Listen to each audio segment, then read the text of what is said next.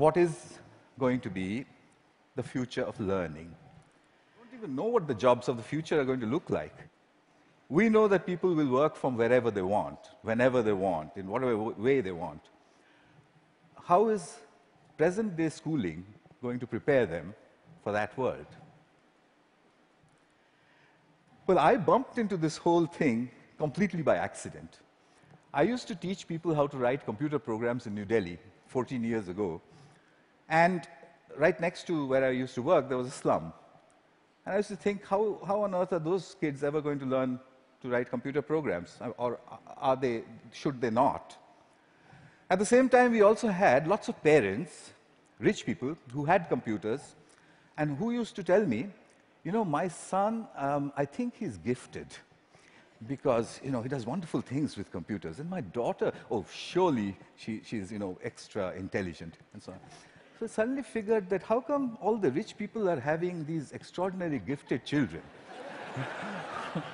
What did the poor do wrong? I made a hole in the boundary wall of the slum next to my office, and I stuck a computer inside it just to see what would happen if I gave a computer to children who never would have one, didn't know any English, didn't know what the internet was. The children came running in. It was 3 feet off the ground, and they said, "What is this?" And I said, "Yeah, but it's, you know, I don't know." So they said, "Why have you put it there?" I said, "Just like that." And they said, "Can we touch it?" I said, "If you wish to." And I went away. About 8 hours later, we found them browsing and teaching each other how to browse. So I said, "But that's impossible, because, you know, how is it possible? They don't know anything." My colleagues said, "No, it's a simple solution. One of your students must have been passing by, showed them how to use the mouse." So I said, "Yeah, that's possible." So I repeated the experiment. I went 300 miles out of Delhi into a really remote village where the chances of a passing software development engineer was very little. I repeated the experiment there.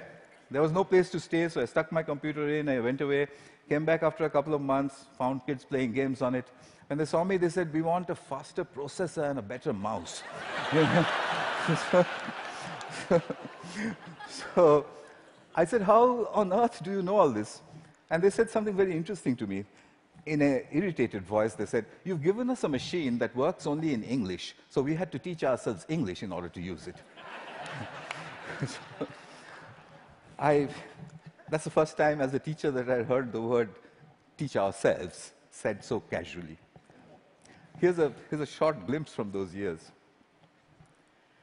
That's the first day at the Hole in the Wall. On your right is an 8-year-old. To his left is his student. She is 6. And he's teaching her how to browse. Then on to the other parts of the country. I repeated this over and over again, getting exactly the same results everywhere.